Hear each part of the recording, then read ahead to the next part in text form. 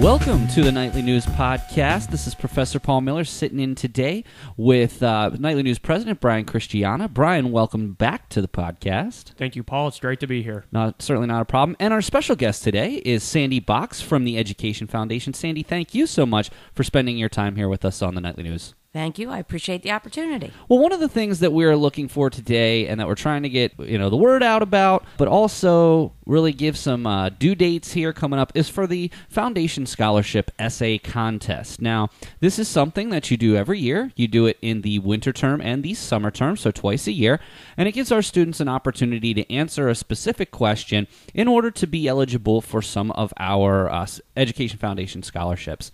So let's first start talking about this year's question. Now, I do want to point out to everybody listening that this is due on Friday, February 2nd. Is there a time that it must be in by? Midnight. Okay, so midnight on Friday, February 2nd. You have to make sure all your, I's are dotted and T's are crossed. But this term, basically what the essay entails, and I'll read right from the foundation.centralpenn.edu website, which also is where you can go to fill out the necessary, I don't want to call it paperwork, but necessary application.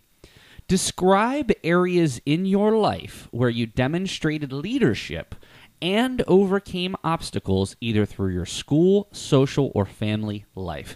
Sandy, let's talk for a second.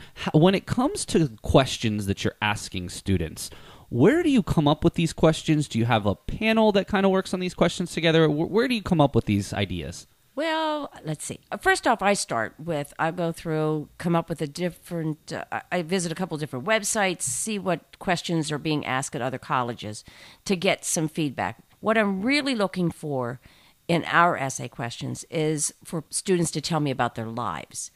I can get into the database and I can find out their grade point averages, I can find out their majors, I can find out where they're from. What I cannot find out is about their life and their life experiences and how that affects their educational process.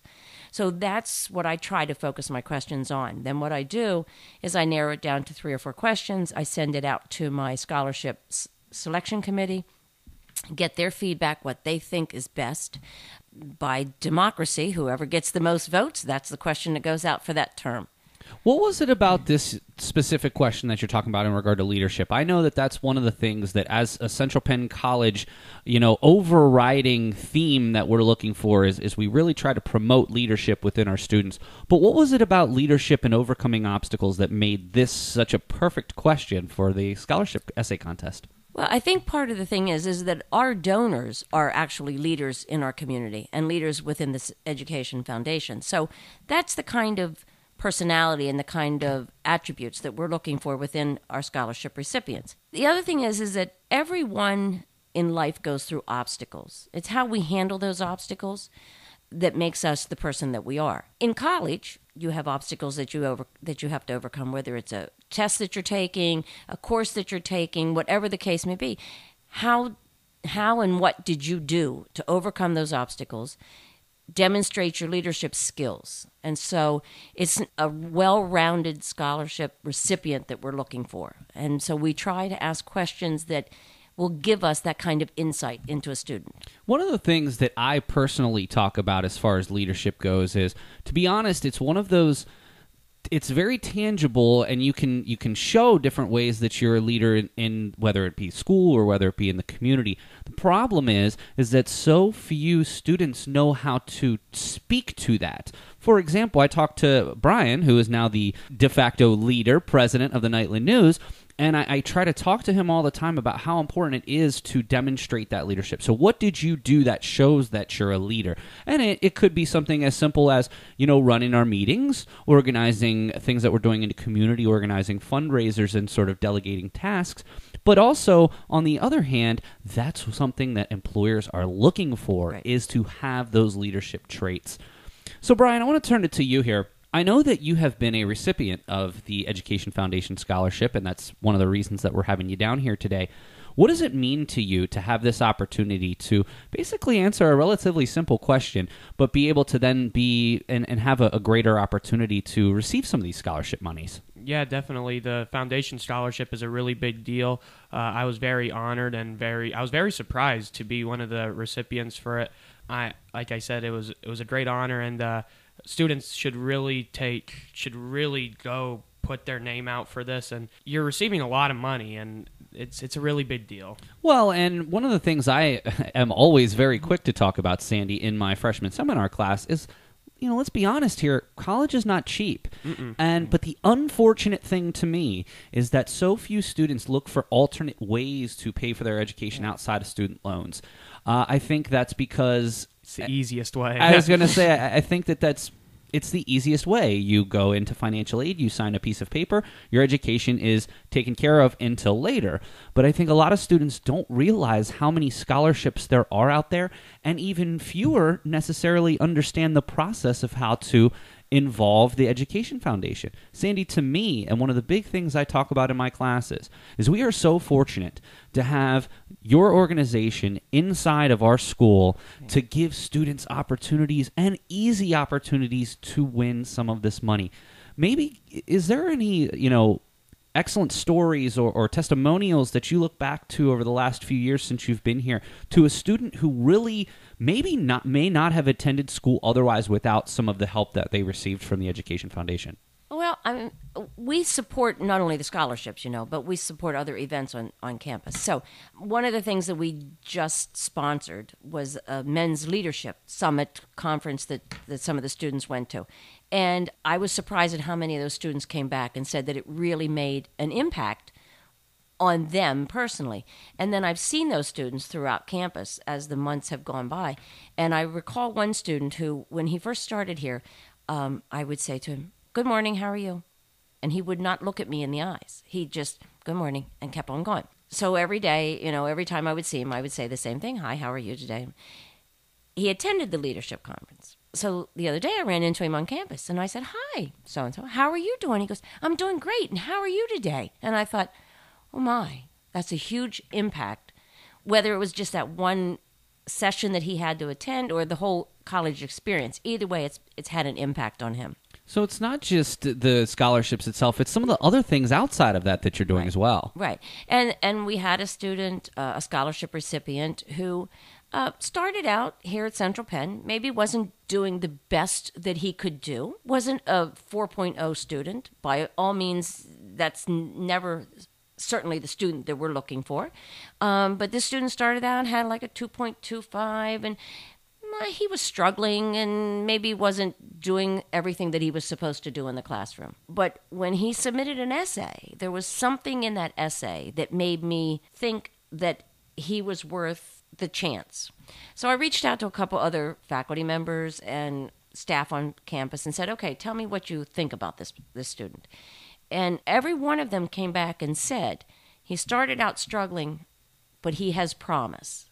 And to me, that's exactly what we're looking for in the Education Foundation. We're looking for those students. We're looking for the students who have the 4.0 and who are excelling, obviously. But we're also looking for those students who, without this opportunity, without this $500 or $1,000 scholarship, not only might they not be able to make it financially, but that scholarship might be the boost to their morale that they need to say, somebody else believes in me, and I'm going to make a difference. That's incredible. I guess I never really looked at it that way. And of course, I'm in the same boat as you.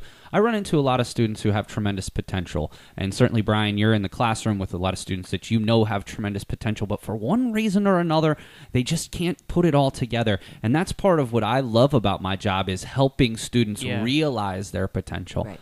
Do you have any questions for Sandy regarding the process? I'm good with my scholarship, I believe. I feel. I mean, with my essay and everything. So what are some other questions maybe other students have you've heard in class or something like that? Is there like a specific word count you're looking for, or is there anything in particular that the thing is the what we're looking for the most is to answer the question. Just period. If you can answer that question in 250 words and you're pleased and you think that the reader's going to be pleased, then 250 words is fine. If you need to answer that question in 600 words, by all means. But if you're going to go 600 words and you're still not going to answer the question, the reviewers are not baffled by that, just so you know. Yeah. Well, and it does say on the foundation.centralpenn.edu website in a minimum of 200 words. Right. Can you just for, my own thought process and because I'm encouraging many students to do this, what is an average length? This round, I'm going to say, seems to be between 250 and 3 1/4. Okay. That's about where we're at. So for students out there trying to envision this, you're looking at about maybe 3/4 of a page to a page, maybe 3 to 4 paragraphs in around that area. It's not bad at all. Right. No. And this is the thing, and this is sort of the pitch that I make to everybody, and if we're talking about student loans or something like that. Say you get a $500 scholarship, and say it took you maybe an hour, maybe it took you 30 minutes to draft it, come back to it later, you edit, maybe even go for a 15-minute consultation at the writing center. Correct. You basically just made $500 an hour. I don't know what other job you can do except for maybe an attorney or a doctor, and you're neither one of those at this point in time. So if you can make $500 in an hour, you better take that opportunity. And the bigger thing here, too, Sandy, is if you're using financial aid, that's not even including the interest that you would pay. That is correct. On your student loans. So one of the biggest things that I always try to get students to understand is there are a lot of scholarships out there. Certainly, it's wonderful that you provide this opportunity to students. And there are other scholarships out there as well. I actually encourage students over break, take one day, commit it to going to a local library and being away from all of the distractions. Look for some of these scholarships. Right. But the one that's here, the one that you are currently running and the one that you are running and that will end at midnight on February the 2nd is their easiest path to getting money here at the school. It absolutely is. I mean, at this point in time, what we plan to disperse, what we plan to award when this process closes is $100,000. That's just incredible. That's a lot of money. That is. That's a lot of money. And I will just say at this point in time, I have about 90 applicants. So if I were to give each one of them, they would each get $1,000. It's not going to work that way because we don't reward bad behavior.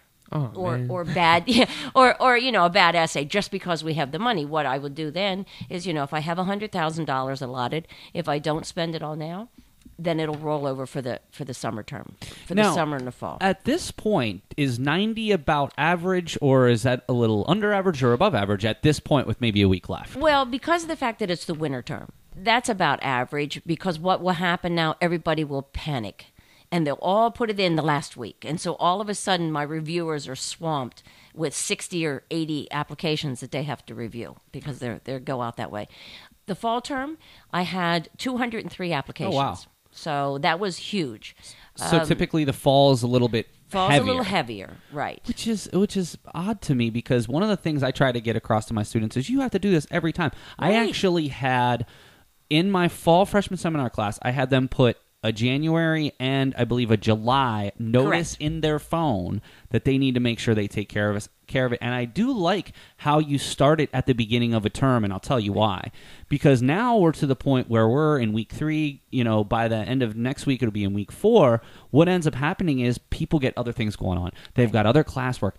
I had everybody on the first day of one of my classes, I talked about it for about 15 or 20 minutes, and I hope that a bunch of them did it that day when the work's not so heavy. So I do appreciate that you are doing that very early in the term and giving students that opportunity.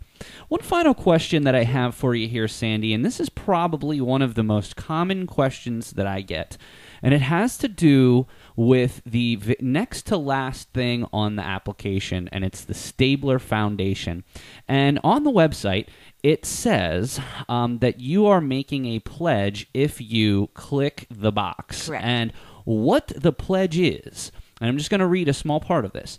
In recognition of the financial assistance afforded me and to assist in providing financial assistance for future students, I pledge to contribute monies to the Stabler Fund of Central Penn College Education Foundation in an amount at least equal to the amount I received for the Stabler Fund when I was a student at Central Penn. Right. So what this is basically asking is, it is not a legally binding commitment. However, when you feel, and you are down the line in your career, even if it's $20 here and $20 there, that it is a moral obligation to return. Right.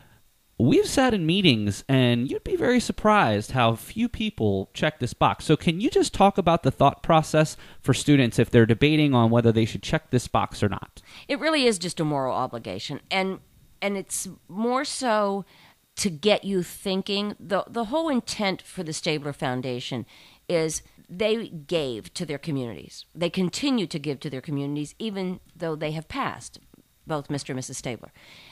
That was their whole intent. They started this process out to give money to students, to give money to support the community events. And one of the requirements is that you think about, and that's all it is. It's a moral obligation. You think about giving back. You think about giving back to the scholarship fund. You think about giving back to your community. And really, it's just a process that they wanted people to think about. And that's what we want our students to do, because if you are given the opportunity to receive a scholarship and it made a huge impact in your life, 10 years down the road, if you now have the opportunity to give back $100, $200, $300, it will make an impact on somebody's life. Stabler Foundation, their scholarships are $1,000. That's the minimum that we can give out for those. So it's not like we're asking you to give that back the day that you graduate. We're asking you to think about it and how that $1,000 impacted your life. That when you do graduate and you are employed and you're into your career and you get that annual little notice from me that says, hey, did you think about us? Because I do. I send out an annual appeal saying, hey, did you think about us this year? Just think about us. If it's a $20 think about it, fine. That's great. At least we are in your mind, and the seed has been planted for you to be the same type of person that helped you, is to give back to society, give back to the community, give back to the college. And I think that this is a very interesting aspect of the scholarship selection process. And I'm actually kind of surprised that, there's only I don't even want to guess at a certain percentage because I've only been in a couple of these meetings, but it does surprise me that more students don't check this box. And it is very clear. It said that even at the bottom, it says, I understand that this is a debt of conscience and not a legal obligation. Right. But I still have a lot of people that ask me, am I on the hook for something? Or is Sandy going to keep, they got $1,000. I'm going to check off every $20 they send in. Yeah. But so that is one thing I just wanted to clarify. Yeah. So, Brian, I just want to finish today's segment of the podcast by discussing with Sandy, by discussing with alumni that are out there, by discussing with other people who are involved with the Education Foundation. When you received the letter that said that you were receiving money from the Education Foundation scholarship, what did that mean to you? Well, honestly, I had no idea I was going to receive it. I found out at the golf tournament. I got invited by Curtis. He asked myself and Yuli to attend the golf outing in Mechanicsburg, and I just thought they just asked me to go along, and the sad part was I had to leave early before the ceremony, so I got a message from Yuli that night saying, "Hey Brian, we just won money from the foundation scholarship," and I was like, really? And I thought it was a whole setup, but Curtis didn't even know about it. Oh, wow. Yeah, I mean, and that's it. What does it mean to you, though? I mean, just to know that there are people out there that are worried about you and the education that you're receiving, even regardless of what the amount. What did that mean to you when you first heard that from Yuli? Oh, I was shocked and blessed at the same time. I'm very thankful. I have a cousin. Her name's Terry. She's on the alumni council here, so I know she's looking out for me, and I'm very appreciative for all that she's done. I mean, I haven't seen her much since I've been down here since April, but I know her and my cousin Michael are really looking out for me, and I'm appreciative for all that. Well, and not just Brian, and I bring you on, Brian, because I really do want there to be sort of a voice to all of the people that you help, and honestly, from the bottom of my heart, thank you so much, and I'm so honored that I, in some small part, have some involvement with what you're doing by helping you select the winners, and I take that very seriously. Yes, it's a fun meeting too, by the way. We're all very thankful for what you do, Sandy. Well, not only I appreciate everybody's thankfulness, but I'm down to our faculty and staff. I mean, a perfect example is we do the faculty and staff appeal. I had 81% of our faculty and staff participate this year. That's huge. That is a huge number for an organization this size to have that many of your faculty and staff participating, and all of that money goes to student scholarships. And like we say, it doesn't really matter what the amount is, because I've had situations in the last 2 or 3 weeks where students didn't have a textbook. So it's $105 or whatever. That makes a huge impact on a student, because if they don't have the textbook to go into their class, they're not going to pass it. That's going to put them in debt. That's going to put their educational goals behind. And we don't want to do that. But on the same token, I love to give money away. I love to give money away to the students. But I expect something in return. So I had, like I said, last term, I think we had 203 applications. I think I awarded 116 scholarships out of those 203 applications. I had one student who chose not to submit a thank you note. One student. And he was surprised that I took his money from him. I don't know why he's surprised, because it was perfectly clear. I made it perfectly clear in the first announcement that went out, in the second reminder that went out, and even the third reminder that went out. I expect a thank you note back. It's part of your educational process. This is an important role, an important part. When somebody gives you something or you earn something, you have to thank someone for it. As I explained, our donors don't have to give money to Central Penn College. They don't have to. They can give it to anybody that they want. They choose to give it to us, and I feel that it is our responsibility to thank them from each one of our students that gets any money. So that's a requirement. So, I mean, the essay is a requirement. We do the review. When you receive your notification that you're awarded the money, it specifically states on there that a thank you note is required. If I don't get it, you don't get it. And, I do have students that will send me an email saying, why wasn't I selected? My friend was selected. My grades are this and that. And Paul, because you're in this session with me, we have specific majors that I have to address. We have specific GPAs, counties. So just because one person got a scholarship and their buddy has the same GPA and the same major and they didn't, doesn't mean anything. It means that I have my donors determine who gets, how the money is dispersed by the major, so I have to go with that. You've got a very challenging job, because you have to organize all this in your mind. I mean, when we're sitting in the meeting, you're like, here's what this specific scholarship, and basically what you're trying to do is you're trying to understand a little bit of information about these people so you can place them in the individual scholarships, which behind the scenes takes a ton of work. So I appreciate that. Sandy, first of all, I want to thank you so much for coming down here today. Sure. We certainly look forward to, I'd like to have you back in the summer term and promote, the next scholarship essay. But to be perfectly honest with you, any of you students out there listening right now, and even faculty and staff, please put out a last minute bug in the students' ears. And students, please go to foundation.centralpenn.edu for all of the information. And Sandy, I have one more thing, because this has come up. So I want to give all the students this one little tidbit.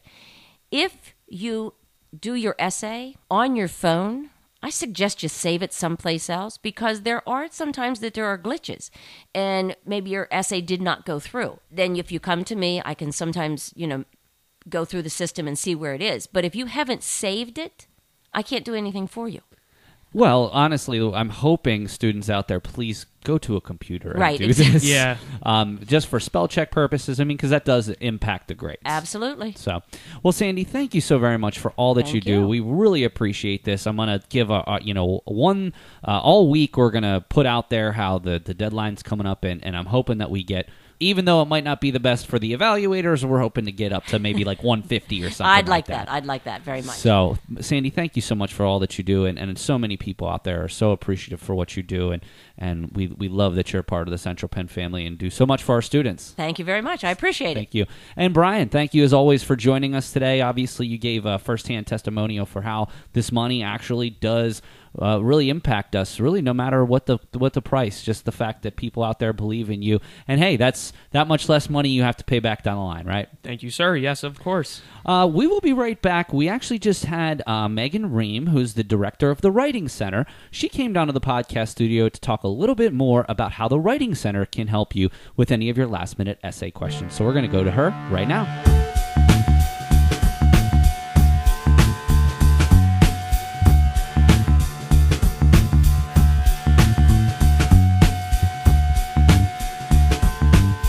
This is Megan Ream, Director of the Learning Center at Central Penn College.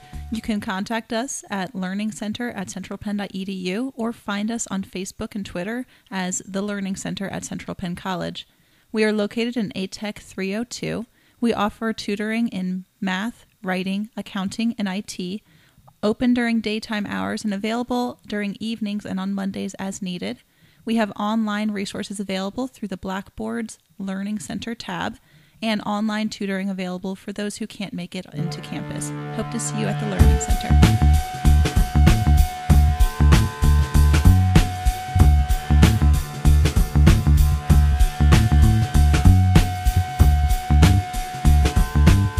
Welcome back to the Nightly News Podcast. We are sitting here today with Student Activities Director and everyone's favorite podcast guest, Adrienne Thoman. Adrienne, welcome to the podcast. Thanks for having me. Of course. Also joined today by Nightly News newly crowned Nightly News Vice President, Ian Kemmer. Ian, welcome. It's good to be here. So, obviously, every month we have Adrienne in to talk more about February events. And Adrienne, you got a lot going on this month. I'm so happy that we've got a lot for our students to keep busy with here in the month of February. As we typically do, obviously coming up, we do have Adrienne's Featured 3 with 3 really awesome events coming up to mark on your calendar in February, but there was a couple of things that we wanted to chat about before we get into Adrienne's Featured 3. One of the ones I was looking at the student activities calendar, it's the Gamma Beta Phi Clothing and Food Drive. Adrienne, would you share a little bit more with our listeners about that specific initiative? Absolutely. So first of all, Gamma Beta Phi is our honor society here on campus, and they do so much good work. To be a member of that organization, you have to meet a GPA requirement, and in addition to that, do community service. So it's a wonderful organization really focused on making a difference in the community. Well, for basically the entire winter term, starting in February, going all the way to the end, they're going to be doing a clothing and canned food drive. So they're looking for things, specifically some of the needs that they have are women's clothing, teen and infant clothing, professional dress, as well as those canned foods, and it's going to go to local shelters. And where did this come from? I mean, is this something that they do every year? Was this something they wanted to start doing this year? Where did this, a little bit more to the behind the scenes? Well, I know every year Gamma Beta Phi really encourages a large-scale service project. In the fall, they did a really successful book drive. I know Megan Klein, the advisor of the group and our college counselor here, had so many books pile up in her office to find a home for, which was wonderful. So this is just kind of the new project for this year. Fantastic. So that's going to start in the beginning of February.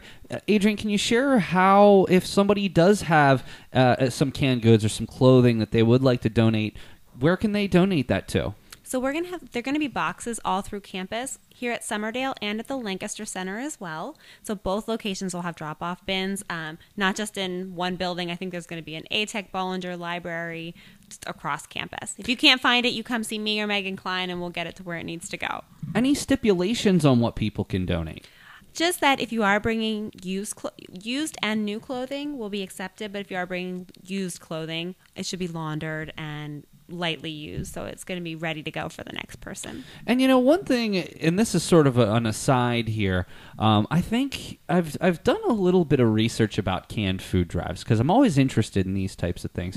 And listen, I don't think anybody's going to deny that there are a lot of people out there who really can use this food, and it does go to a good cause. However, did you know a lot of canned food drives actually get rid of a lot of stuff because it's expired? So think about it this way. Let's walk through maybe a typical person and how they donate canned foods. Where are they going to get that canned food a lot of the time? When I donate, I look in my cabinets. Okay. So, and I'm not picking on you, Adrienne. I need to check expiration dates. That's the problem. So what happens is, in these canned food drives, a lot of people go into their cabinets. They say, oh, let me just pick something that maybe I've had for a little while. And you know what? Sometimes those cans stay in your cabinet for a little while. And unfortunately, a lot of these canned food drives have to throw away a lot of the stuff that they get because it is expired. So just as a sort of a public service announcement from Professor Miller, please make sure if you are donating to canned food drives, either it's not expired or go to the store and pick up a couple of items. I mean, cans are 40 cents, so don't do that. Good tip. And just for the record, so my integrity remains intact, I am a good checker of expiration dates. And I believe you, and I certainly didn't say that to pick on you. But Ian, would you have ever thought of something like that? No, when I'm always donating food to the food drives, I'm always constantly checking expiration dates, or even if they are expired, I always go out and be like, I need to get some canned goods so that I can give back to the communities and to the people who really truly need it. Well, and another thing, I actually learned about this on Adam Ruins Everything. I don't know if you ever watched that. No. Oh, it's such a great show. I think you'd love it. But they did a whole show about like food pantries. And one of the other things that they said is a lot of times people also pick out the things that they don't like in their cabinets as well. So maybe it's not an expiration thing, but, maybe people, even if they are food insecure, maybe they don't like certain things. And, that's sort of another thing. So I know a lot of times when they're doing canned food drives like this, one of the things that always goes well is canned tuna in the pouch, things like that, meats and things. And obviously you don't get a lot of canned meat.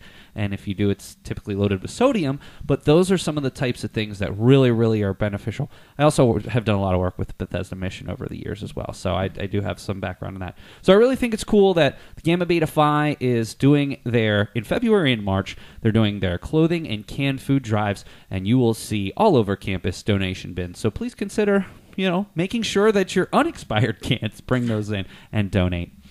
Adrienne, another thing that's always important to note, and we always do take the time to discuss during our second podcast of the term, is course registration and the drop-in course registration workshops. First of all, can you share when some of those course registration workshops are coming up? So they have a number of dates for them. They're always set up in the ATEC lobby. So let me just give you a couple of the dates that we have. So there's going to be one on Tuesday, February 6th, the 7th, the 8th, the 14th, all in the ATEC lobby. The one on the 7th is actually going to be an online option. So if maybe you're from the Lancaster Center, you don't want to drive to Summerdale, maybe you're an online student, you will have access to those resources as well. So, Ian, this is where I really want to bring you in on this discussion. Tell me, now, I understand that over the past couple of terms, you and I have worked together and you figured out what classes. Walk me through your first term here, when you were here for like 3 weeks, and somebody already told you, hey, next week's registration. What was your thought process when you first heard that? Going right to my advisor just to make sure that we're on the same page. He showed me a lot to get my degree matrix where I can get it. He helped me a lot to start to looking at classes, what classes are going to be running for next term, what are good options that I should take going into my major for taking my core classes and then my Gen Ed classes and my choice classes. Even in your first term, you went to your advisor. Mm-hmm. I am so glad to hear that. That's one of the things that I always try to get across to the students, Adrienne, and I know that you do as well when you work with the students. So many students do not understand the importance of meeting with an advisor. They think, you know what, this can't be that hard. I'm just going to sign up for a couple classes, or a friend of mine's taking a couple classes. I'm just going to sign up for that. I can't tell you how many times that I've had students, in fact, I just had one over break. A student thought they were completed, but they were an online student. They checked in with me occasionally, but they hadn't the last couple of terms. Find out they took 2 or 3 classes they didn't need. And that's the worst case scenario, because we already all understand that higher education anywhere is expensive, especially when you're taking classes you don't need. So take some advice from Ian. Talk to your advisor.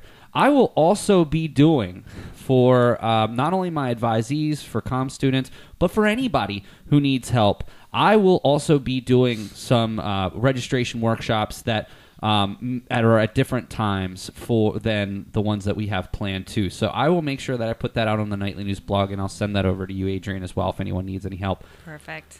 But to me, having help with your course registration is the easiest thing that you possibly can do to make sure that not only you graduate on time, but that you're taking the classes in sort of the right sequence, and you're taking classes that you need that will fill your degree matrix.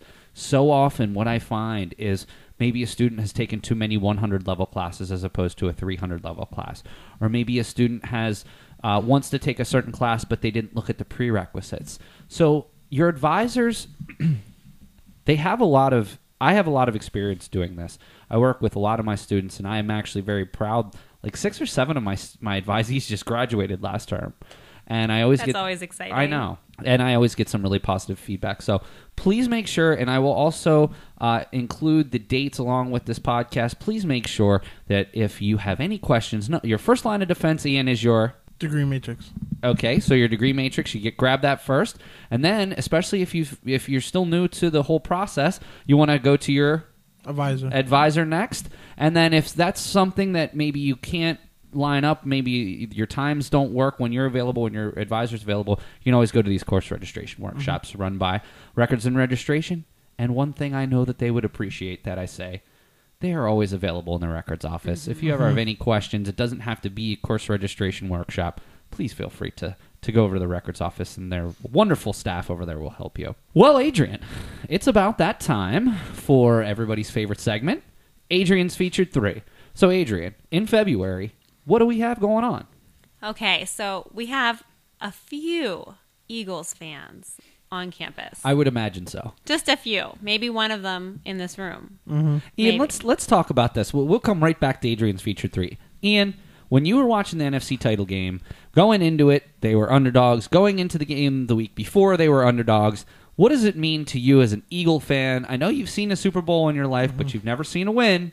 What did that mean to you when they're going to the Super Bowl? Just to see how the city of Philadelphia rallies around their team. Going back in 2008, the Phillies won the World Series. Everybody was going crazy because it was the second time they won a World Series since 1980. Going to the Eagles, they're meeting their opponents yet again in Super Bowl 39, which are the Patriots. It was nervous in the beginning of the game when Minnesota scored their first touchdown, but the defense really buckled down and the offense stepped up their game and came out with a good win, and now we're off to the Super Bowl in February. So here's my question. Adrienne's got a wonderful event coming up. I hope you're a part of it. So let's let Adrienne give the plug, and then we'll come right back to you, Ian.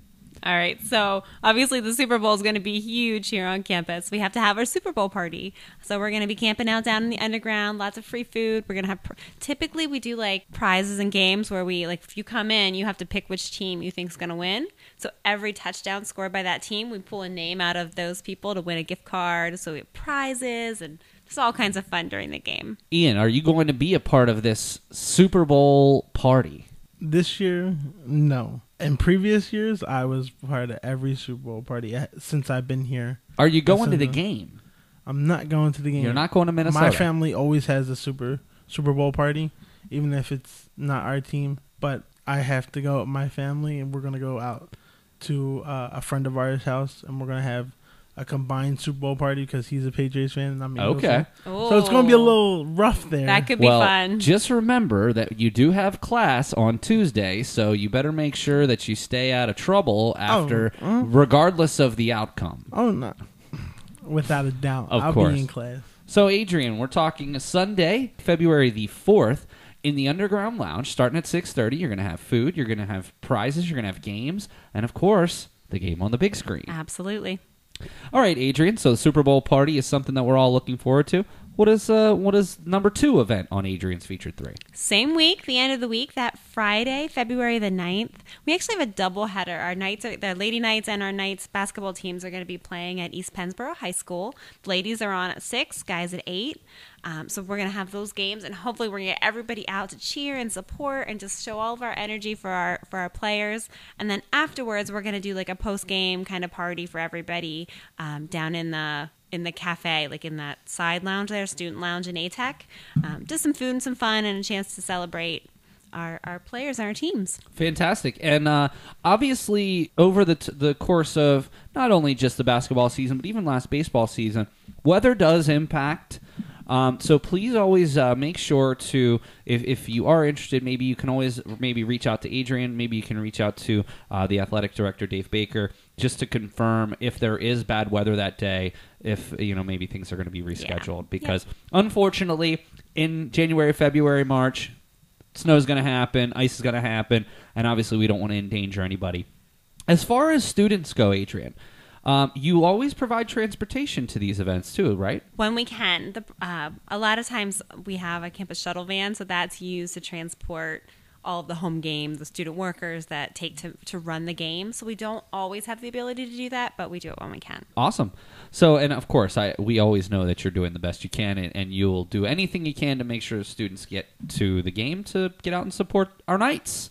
Ian, I know that you're working with the basketball team. Tell the audience out there what are the things you've been doing with the team.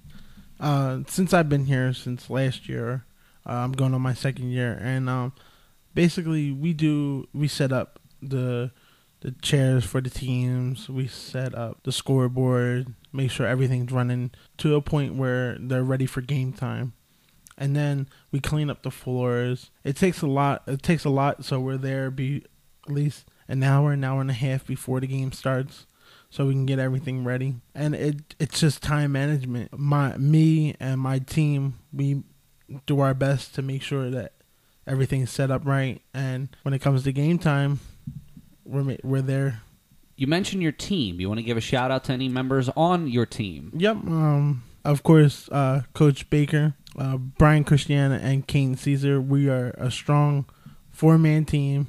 We do a lot with the athletic department. I love hearing you guys do the announcements of games. Oh, that makes me so happy. That is Brian's job. Brian is such a good announcer when he does the starting lineups and when they do the national anthem. So we have a really strong group of guys that will actually push us forward. Well, Ian, Adrienne and Brian are actually working on the project that we're trying to get off the ground by commentating the baseball games coming up in the spring term. Oh. So we're hoping to call anywhere from 4 to 6 games.